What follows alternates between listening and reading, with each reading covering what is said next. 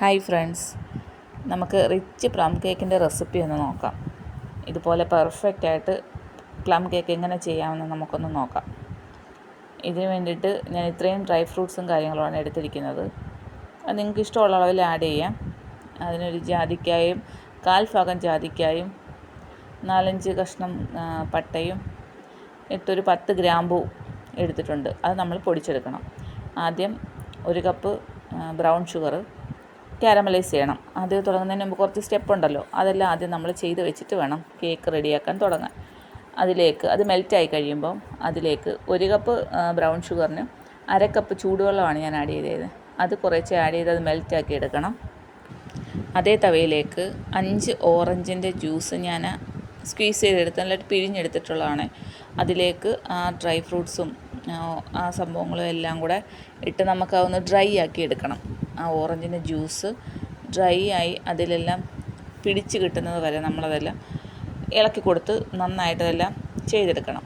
അത് നിങ്ങളുടെ കയ്യിലുള്ള ഇതിനനുസരിച്ച് നമുക്ക്, ഞാൻ പറഞ്ഞല്ലോ, നട്ട്സ് എല്ലാം നമുക്ക് ആഡ് ചെയ്യാം.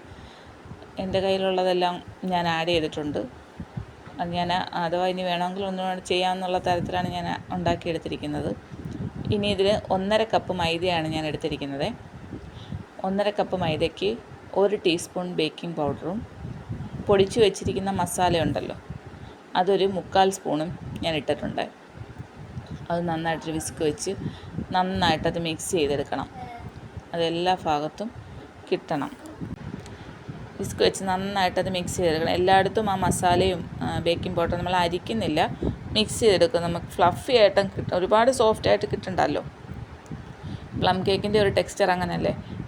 അതുകൊണ്ട് നമ്മളിത് വിസ്ക് വെച്ച് നന്നായിട്ട് ഇളക്കിയെടുക്കണം. അപ്പോഴത്തേക്ക് നമ്മളുടെ പഞ്ചസാര മെൽറ്റാക്കിയത് തണുക്കും.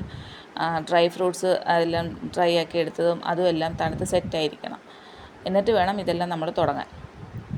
ഒരു ബൗളെടുത്ത് അതിലേക്ക് ഒരു 200 ഗ്രാം ബട്ടർ ആഡ് ചെയ്യുക. റൂം ടെമ്പറേച്ചറിലുള്ള ബട്ടർ വേണം. അതിലേക്ക് ഒരു 1/2 കപ്പ് പഞ്ചസാര പൊടിച്ചതും കൂടെ ആഡ് ചെയ്ത് അത് നന്നായിട്ട് ബീറ്റ് ചെയ്തെടുക്കണം. ബട്ടറും ആ പഞ്ചസാരയും നന്നായിട്ട് മിക്സായി ചേരണം. അതുപോലെ നന്നായിട്ട് ബീറ്റ് ചെയ്ത്, ബീറ്ററില്ലെന്നുണ്ടെങ്കിൽ കൈവച്ച് ചെയ്താലും മതി. അത് സൈഡെല്ലാം നല്ല ക്ലീനാക്കി കൊടുക്കണം. കാരണം അത് പഞ്ചസാര പൊടി ആയതുകൊണ്ട് തെറിച്ച് എല്ലായിടവും വീഴും. അതിലേക്ക് 1 മുട്ട ആഡ് ചെയ്യുക. നമ്മൾ മിക്സ് ചെയ്ത് വെച്ചിരിക്കുന്ന മൈദയുടെ മിക്സ് ഉണ്ടല്ലോ, അതിൽ നിന്ന് 1 സ്പൂൺ മിക്സും കൂടെ ആഡ് ചെയ്യുക. ആഡ് ചെയ്ത് നന്നായിട്ട് ബീറ്റ് ചെയ്യുക. അങ്ങനെ 3 മുട്ടയാണ് ഞാനിതിനെടുത്തിരിക്കുന്നത്. അപ്പോൾ ഓരോ മുട്ടയും ഇതുപോലെ ആഡ് ചെയ്ത് ചേർക്കണം. ഇതിൻ്റെ കൂട്ടത്തിൽ ഞാൻ വാനില എസൻസും കൂടെ, ആദ്യത്തെ മുട്ട ബീറ്റ് ചെയ്യുമ്പോൾ തന്നെ അതിലേക്ക് വാനില എസൻസ് 1 ടീസ്പൂൺ വാനില എസൻസും ആഡ് ചെയ്തിട്ടുണ്ട്. അതും കൂടെ ചേർത്ത് നന്നായിട്ട് ബീറ്റ് ചെയ്യുക. അതിലേക്ക് വീണ്ടും അടുത്ത മുട്ട പൊട്ടിച്ചൊഴിക്കുക. മുട്ട പൊട്ടിച്ചൊഴിച്ച് കഴിഞ്ഞിട്ട് വീണ്ടും 1 സ്പൂൺ മൈദ മിക്സ് അതിലേക്ക് ആഡ് ചെയ്യുക. അത് ബീറ്റ് ചെയ്യുക. നന്നായിട്ടത് ബീറ്റ് ചെയ്ത് സൈഡെല്ലാം വൃത്തിയാക്കി കൊടുക്കണം. ബീറ്റ് ചെയ്തിട്ട് 3ാമത്തെ മുട്ടയും പൊട്ടിച്ചൊഴിക്കുക. അതും നന്നായിട്ട് ബീറ്റ് ചെയ്യുക. 1 സ്പൂൺ മൈദ മിക്സ് അതിലേക്ക് ആഡ് ചെയ്യണം. നന്നായിട്ട് ബീറ്റ് ചെയ്തിട്ട് നന്നായി മിക്സായി കിട്ടണം. നല്ല മുട്ടയുടെ ആ ഒരു യെല്ലോ കളറെല്ലാം അതിനകത്ത് മിക്സായി നല്ല മിക്സായി കിട്ടണം. അതിലേക്ക് കാരമൽ ചെയ്ത് വെച്ചിരിക്കുന്ന ഷുഗർ സിറപ്പ് ആഡ് ചെയ്യണം. ഷുഗർ സിറപ്പും ഒന്ന് ബീറ്റ് ചെയ്യുക. ബീറ്റർ ഇല്ലാത്തവർക്ക് കൈകൊണ്ടായാലും ചെയ്യാവുന്നതേ ഉള്ളൂ. ഇപ്പം മിക്ക വീട്ടിലും ബീറ്റർ കാണും. ഇതിൽ പറഞ്ഞിരിക്കുന്ന പ്രകാരം എല്ലാം എടുത്ത് ചെയ്യുകയാണെങ്കിൽ പെർഫെക്റ്റായിട്ട് റിച്ച് പ്ലം കേക്ക് നിങ്ങൾക്ക് ഉണ്ടാക്കാം. ഒരു 1/4 കപ്പ് പൈനാപ്പിൾ ജാം ഞാൻ ആഡ് ചെയ്യുന്നുണ്ട്. പൈനാപ്പിൾ ജാമിന് പകരം മിക്സഡ് ഫ്രൂട്ട് ജാം ആയാലും മതി. ഞാൻ പൈനാപ്പിൾ ജാമാണ് ആഡ് ചെയ്തിരിക്കുന്നത്. അതിലേക്ക് ഓറഞ്ച് സിസ്റ്റ് ഞാൻ ഓൾറെഡി ആഡ് ചെയ്തിട്ടുണ്ട്, ഡ്രൈ ആക്കി എടുത്ത അതിനകത്ത്. പക്ഷേ ഞാൻ കുറച്ച് ഫ്രഷ് ഓറഞ്ചിൻ്റെ പീലും കൂടി ഞാനതിൽ ചേർത്തിട്ടുണ്ട്. 1.5 കപ്പ് മൈദയ്ക്ക് ഞാൻ 2.5 കപ്പ് ഡ്രൈ ഫ്രൂട്ട്സാണ് എടുത്തത്. അതിലേക്ക് ബാലൻസ് ഉള്ള മൈദ നമ്മൾ ആഡ് ചെയ്ത് കൊടുക്കണേ. ആഡ് ചെയ്ത് കൊടുത്ത് നന്നായി മിക്സ് ചെയ്തിട്ട് താന്നു പോകാതിരിക്കാൻ വേണ്ടിയിട്ടാണ് ഇങ്ങനെ മൈദ അതിൽ മിക്സ് ചെയ്തെടുക്കുന്നത്. നന്നായിട്ടത് മിക്സ് ചെയ്തെടുക്കുക. മിക്സ് ചെയ്തിട്ട് അത് നമ്മൾ തയ്യാറാക്കി വെച്ചിരിക്കുന്ന ബാറ്ററിലേക്ക് വേണം ആഡ് ചെയ്യാൻ.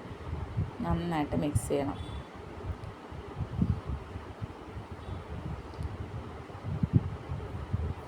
ഇതുപോലെ ഇളക്കി ചേർത്ത് ഇച്ചിരി വിസ്താരമുള്ളൊരു പാത്രം എടുത്തു കഴിഞ്ഞാൽ അപ്പോൾ ഡ്രൈ ഫ്രൂട്ട്സ് വെച്ച് നമുക്കിങ്ങനെ നന്നായിട്ട് ഇളക്കിയെടുക്കാൻ പറ്റും. വിസ്താരം തവയ്ക്ക് നല്ല സ്പേസ് ഉള്ളതുകൊണ്ടാണ് ഞാൻ അതിനകത്ത് തന്നെ ഇട്ട് മൈദ അങ്ങ് മിക്സ് ആക്കിയത്.